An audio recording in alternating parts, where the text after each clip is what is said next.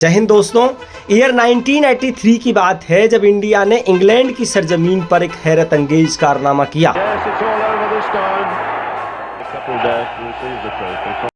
और उसके कुछ सालों बाद हिंदुस्तान में पैदा हुआ क्रिकेट का भगवान सचिन तेंदुलकर। और इन सबके दौरान इंडियन क्रिकेट की हेड बॉडी कराने वाली बीसीसीआई ने आसमान की बुलंदियों को छुआ। लेकिन अगर मैं आपसे कहूं कि ये सब पॉसिबल नहीं होता यदि आईपीएल जैसी लीग इंडिया में एग्जिट नहीं करती, तो क्या आप यकीन करेंगे? दरअसल में ये वो साल था जब हिंदुस्तान के जाबाजों ने उन गोरों की सरजमीन पर जिन्होंने 100 साल तक हमारे खून को चूसा था, उस कैरिबियन टीम को जो 1975 और 1979 के वर्ल्ड कप में जीत करके आई थी और उस समय क्रिकेट का आतंक थी और जीत की हैट्रिक बनाने के उद्देश्य से आई उस कैरिबियन टीम को पटकनी देकर भारतीय टीम ने एक नया इतिहास लिखा था। और उसके कुछ सालों बाद हिंदुस्तान में पैदा हुआ क्रिकेट का भगवान सचिन तेंदुलकर। लेकिन इन सब के बीच में फिर भारतीय टीम में मोहम्मद अजहरुद्दीन और उन जैसे कुछ खिलाड़ियों ने मैच फिक्सिंग के दाग भी झेले। धीरे धीरे आगे चलकर इंडिया की टीम T20 की चैंपियन भी बनी और ओडीआई का वर्ल्ड कप भी उठाया।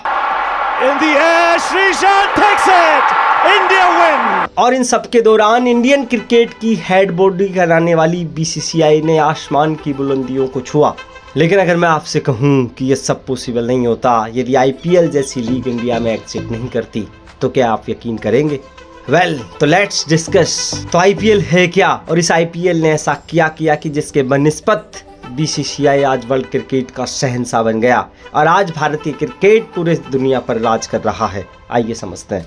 तो देखिए, जिस देश की आबादी 120 करोड़ के लगभग है और जिस देश में क्रिकेट को पहले से अच्छे तरीके से देखा जाता था, लेकिन ईयर 2007 में जैसे ही भारतीय टीम T20 की पहली चैंपियन बनी, तो उसके बाद फिर इस देशवासियों में क्रिकेट का एक अलग जुनून देखने को मिला। और इसी को देखते हुए फिर एंट्री होती है ललित मोदी की।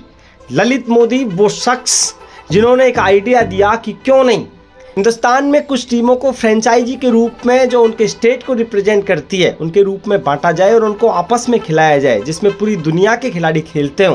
शायद क्रिकेट में एक नयापन लाया जा सकता है और इसके थ्रू जो रेवेन्यू जनरेट होगा उसके बनिस्बत बीसीसीआई को बहुत पावरफुल बनाया जा सकता है। उनका ये आइडिया बीसीसीआई को अच्छा तो लगा, लेकिन इस काम में बहुत सारी चुनौतियां थी। आइए कुछ चुनौतियों के बारे में डिस्कस करते हैं। सबसे पहली जो चुनौती थी वो ये थी कि किसी फ्रेंचाइजी को कैसे कन्विंस करा जाए कि आप किसी टीम को खरीदिए और यह आपके लिए अच्छा रेवेन्यू जनरेट करने वाला होगा।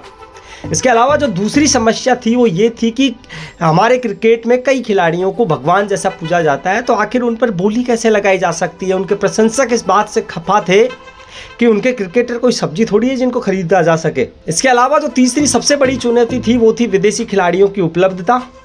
और एक और चुनौती ये थी कि जो विदेशी दौरे थे उनका आईपीएल के शेड्यूल के साथ टकराव। तो ये कुछ मुख्य चुनौतियाँ थी। इनको पार पाने के बाद ही इस आईपीएल जैसे टूर्नामेंट को ऑर्गेनाइज कराया जा सकता था, लेकिन ये सब कुछ तो चल ही रहा था। और इसी बीच में ललित मोदी ने एक दिमाग लगाया और उन्होंने बहुत सारी चीज़ें साझा करी और उनको साझा करने के बाद बहुत सारी फ्रेंचाइजियों को लगा कि यार ये जो सौदा है वो घाटे का तो नहीं हो सकता। तो आइए इस वीडियो में आगे हम जिक्र करते हैं कि ललित मोदी ने किस तरह का एक प्लेटफॉर्म और किस तरह का एक बिजनेस प्लान जो एंटरटेनमेंट से भी जुड़ा हुआ है वो सजेस्ट करा। तो दरअसल में ललित मोदी ने ये बताया कि जो ब्रॉडकास्टिंग राइट्स है उसके थ्रू फ्रेंचाइजियों को बहुत अच्छा खासा पैसा मिल सकता है, क्योंकि उन्होंने ये बात सजेस्ट करी कि जितना भी पैसा ब्रॉडकास्टिंग राइट्स के तहत आएगा उसका 50-50% होगा। इसका मतलब कि 50% पैसा बीसीसीआई के पास जाएगा और 50% पैसा उस टीम की फ्रेंचाइजी के पास जाएगा। इसके अलावा ललित मोदी ने एक और आइडिया सजेस्ट करा कि कोई भी आईपीएल केवल आईपीएल के नाम से नहीं होगा, जबकि उसका एक टाइटल स्पॉन्सरशिप दी जाएगी। जैसे कि आप आईपीएल को कभी डीएलएफ आईपीएल के नाम से जानते थे, तो उसके बाद ये पेप्सी आईपीएल हुआ, उसके बाद ये वीवो आईपीएल हुआ। और मैं आपको यहाँ बताना चाहूँगा कि जो भी कंपनी अपना नाम आईपीएल के साथ जुड़वाना चाहती है टाइटल स्पॉन्सरशिप में, वो बहुत अच्छी खासी रकम देती है। जैसे कि डीएलएफ ने 200 करोड़ रुपए दिए थे शुरू के 3-4 सीजन के लिए। उसके बाद पेप्सी ने लगभग 400 करोड़ रुपए दिया। और अगर मैं वीवो की बात करूं तो वीवो ने आग लगा दी इसकी दुनिया में, लगभग 2200 करोड़ रुपए अपनी टाइटल स्पॉन्सरशिप के लिए वीवो ने बीसीसीआई को पे करे। के अलावा ललित मोदी ने जो आइडिया सजेस्ट करा था वो ये करा था कि जो टिकट सेलिंग से जो राशि कलेक्ट होगी, यानी कि तकरीबन 5 करोड़ रुपए पर मैच के हिसाब से आईपीएल में टिकट सेलिंग होती है, तो उस टिकट सेलिंग का जो भी कंट्रीब्यूशन होगा वो भी बीसीसीआई और टीम ओनर के बीच में डिवाइड करा जाएगा। अब इसका जो परसेंटेज था वो पहले कुछ और था और अभी वर्तमान में 60-40 है। इसके अलावा अगली रणनीति का हिस्सा ये था कि आप जो भी आईपीएल के मैच में जो बाउंड्री रोप होती है उस पर जो नाम लिखे होते हैं, या फिर क्रिकेट के खिलाड़ियों की टी शर्ट पर, उनके बैट पर, स्टंप पर, या एम्पायर की टी शर्ट पर जो भी नाम लिखे होते हैं, वो सारी कंपनियां इनको एक अच्छा खासा पैसा देती है और वो पैसा भी सारा का सारा क्रिकेट की जो फ्रेंचाइजी होती है उसके ओनर के पास जाता है। इसके अलावा ललित मोदी ने एक और सजेशन दिया कि जो ओनर हैं वो अपने खिलाड़ियों के द्वारा अलग से अपने प्राइवेट ऐड भी करवा सकते हैं। जैसा कि आप देखते हैं कि अभी बहुत सारे जो बैटिंग ऐप्स है उनके ऐड करते हैं कई सारे खिलाड़ी, तो उनका जो पैसा जाता है वो भी सीधा सीधा ओनर के पास जाता है, उसका कुछ हिस्सा खिलाड़ियों को भी मिलता है। इसके अलावा आपने ये भी देखा होगा कि बाजार में बहुत सारी फ्रेंचाइजियों के नाम पर सामान मिलते हैं, जैसे टी शर्ट हो गई या फिर लोअर हो गया, बैट या पैड, तो उसके हिसाब से भी ये सामान बिकता है और उसका भी अच्छा खासा पैसा ओनर के पास जाता है। इसके अलावा एक और जो जरिया था वो था विनिंग अमाउंट। विनिंग अमाउंट से मेरा मतलब ये है कि जो भी टीम चैंपियन बनती है उसको जो पैसा मिलता है उसका भी फिर शेयरिंग होती है, उसमें से उस जो फ्रेंचाइजी होती है उसको मिलता है और वो कुछ पैसा अपने खिलाड़ियों को देती है। अब इसमें ये भी इम्पोर्टेंट रखता है कि जो टीमें प्ले ऑफ में जाती है उन टीमों को ज़्यादा मैच खेलने को मिलते हैं, और जब ज़्यादा मैच खेलने को मिलती है तो ऑब्वियसली एक सिंपल सी बात है कि उनको ज़्यादा रेवेन्यू जनरेट होता है, इसलिए टीमें कोशिश करती हैं कि वो प्ले ऑफ में पहुंच जाएं।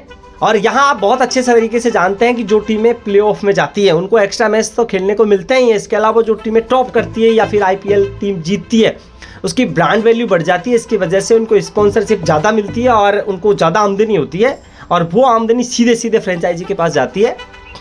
तो ये जितने भी आइडिया मैंने दिए ये सारे के सारे आइडिया उस टाइम प्लानिंग में थे, और इस वजह से जैसे ही ललित मोदी ने बीसीसीआई को ये प्लान बताया और इनका एक ऐड तरीके से करा गया कि फ्रेंचाइजियों को इन माध्यमों से पैसा मिल जाएगा, तो उसकी वजह से फिर बीसीसीआई उस वजह से फिर बहुत सारी फ्रेंचाइजियों ने ये माइंडसेट बनाया कि यार क्यों नहीं टीम खरीद ली जाए। और साल 2008 में पहली बार 8 फ्रेंचाइजियों के बीच की 8 टीमें बनी और उनके बीच में आईपीएल खेला गया।